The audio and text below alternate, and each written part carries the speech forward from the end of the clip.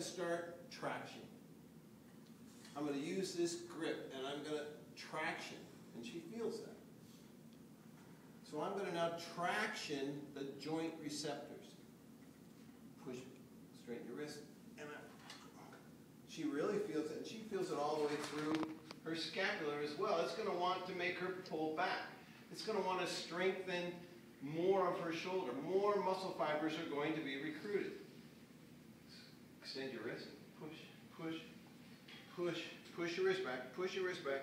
Now, when I get to the top, I'm going to want to approximate. So on the way down, we approximate. On the way up, we traction. So against gravity, we're applying traction.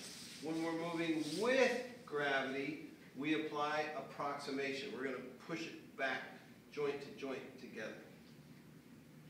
Traction and approximation. So extend your wrist, push it back, push it, push it, push it, push it, push it. And you could even, you resisted me with it, you felt that. I involved more muscle fibers. So traction and approximation. Traction will always be traction will always be moving against gravity. Approximation will always be moving with gravity. So mix that into both your D1 and D2, and you start to realize, push back, lift your wrist good.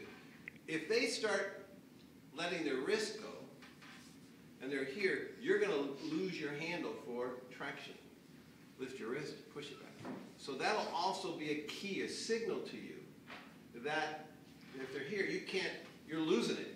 And you feel like you have to squeeze their hand or you come right off. And if that's the case, they've lost their extension. So that means you need to stop, lift your wrist, push it, push it.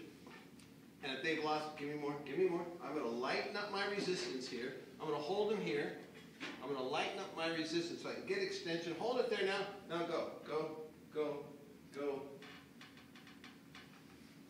So stop them with your proximal hand when they lose the flexion or the extension. Get it back. Lighten your resistance, whatever you have to do to get it back, and then continue on.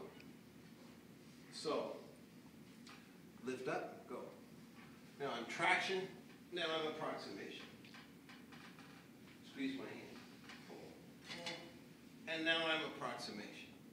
So, traction on the way up, and approximate on the way down. Gets a little tricky, takes a little practice. So now we're adding traction and approximation to D1 and D2. You've already learned normal timing. You've already learned distal component. Your guys are all getting better at, each hand doing something different. You need to get even better. Practice between now and Thursday and work your way in traction and approximation. We got 5 minutes. Try it out.